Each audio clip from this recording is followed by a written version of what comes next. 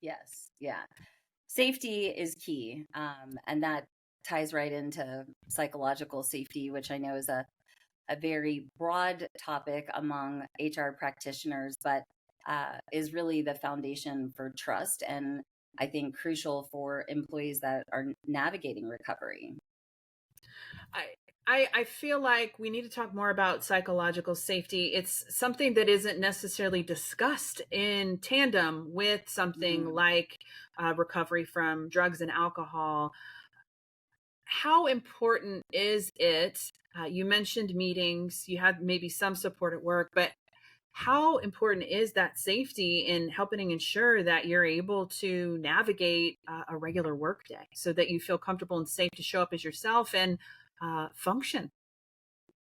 I mean, the way I see psychological safety as it relates to recovery, again, it's creating a container where people feel safe enough to speak up about their wellness needs, including sobriety. So, they're more likely to speak up, participate in job related events and be more engaged if they know, leadership is embodying, similar philosophies. So, it's not, I think organizations are like, the door is always open, but it's actually about backing that up with, like I said, leadership behaviors, resources, and then shared understanding that, you know, every person's story matters. And I know as a leader, sometimes that's hard if you have a big team and you're running lean, but without that sense of safety, recovery can feel isolating and, valuable employees may hide and disengage. Just like I said in my talk,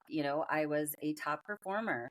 I was well recognized and thought of. And, no one ever would have thought a high performer other than, standing next to me and having to smell the leftover Chardonnay from the night before. So, um, it's, it has to be a priority. So again, they feel safe enough to disclose those struggles, seek support, and then the ripple effect of positive outcomes from you know demonstrating that support will really fast track that potential or that employee into you know staying a long time, maybe getting promoted, uh, being a champion of recovery inclusive workplaces as well.